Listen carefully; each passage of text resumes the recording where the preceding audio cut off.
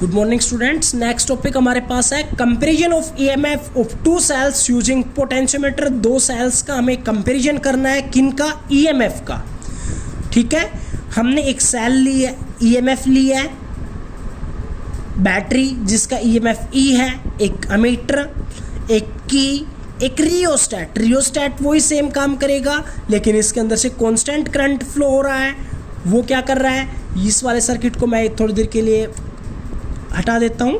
तो इसके अंदर से जब की को क्लोज्ड किया जाएगा, करंट फ्लो होगा, इस वायर के अंदर से करंट आएगा, वायर के अंदर से करंट आने के बाद इस वायर के अक्रॉस कुछ ना कुछ ड्रॉप होगा, कुछ इस रियोस्टेट के अक्रॉस ड्रॉप होगा, फिर कंप्लीट हो जाएगा सर्किट। ठीक है, बीच में मैंने यहाँ पर 0 से 100 सेंटीमीटर के बीच में एक मीटर स्केल लिया है। ठीक है, यहाँ से मैंने 2 पॉइंट्स नीचे लेके आया, दोनों के साथ 2 सेल्स यूज़ की है। एक का ईएमएफ E1 है, दूसरी का ईएमएफ E2 है।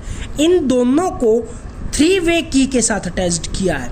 3 वे की का मतलब, मैं अगर इन दोनों के बीच में फर्स्ट और थर्ड को क्लोज करता हूँ तो अब ये वाली सेल काम कर रही होगी, ये वाला सर्किट ओपन है, मतलब E2 का कोई रोल नहीं है। अगर इनको हटा देता हूँ, इन दोनों को क्लोज कर देता हूँ तो ये वाली सेल काम कर रही है, अब इसका कोई रोल नहीं है। ठीक है, तो अब आपको क्या करना है, उसी सेम पैटर्न से आपको यहाँ पर सबसे पहले फर्स्ट और थर्ड को क्लोज्ड करना है। फर्स्ट और थर्ड को क्लोज करने के बाद आगे गैल्वेनोमीटर के पास करंट जाएगा। गैल्वेनोमीटर क्या करेगा, उसके अक्रॉस जितना पोटेंशियल ड्रॉप हो रहा है, अगर ये आपके पास दोनों का अक्रॉस पोटेंशियल ड्रॉप सेम होगा तो गैल्वेनोमीटर कोई भी डिफ्लेक्शन नहीं दिखाएगा।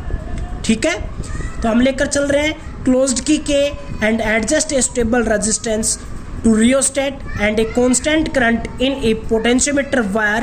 Insert a key between first and third so that cell of EMF E1 is in the circuit, and adjust the position of jockey on the potentiometer wire where if pressed galvanometer shows no deflection। जो पीछे किया था वही same process है, लेकिन अब इसके across जो पोटेंशियल है वो हमारे पास किसके बराबर होना चाहिए। मान लीजिए हमने फर्स्ट और थर्ड को क्लोज किया है तो बैलेंस्ड पॉइंट हमारे पास जी आ गया।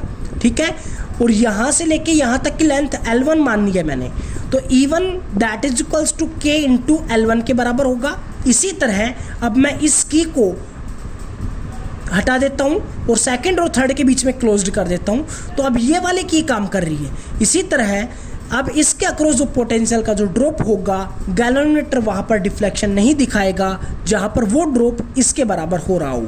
तो हम यहाँ पर क्या लिखेंगे, E2 that is equals to K into AJ1 length को मैंने लिया है L2, तो हो जाएगा E2 that is equals to K L2। Equation first को सेकंड से डिवाइड किया है तो हमारे पास हो गया E1 by E2 that is equals to K by L1 divided by K by L2। K से K कैंसिल, पोटेंशियल ग्रेडियंट, तो हमारे पास रिलेशन बन जाएगा L1 by L2। Thank you.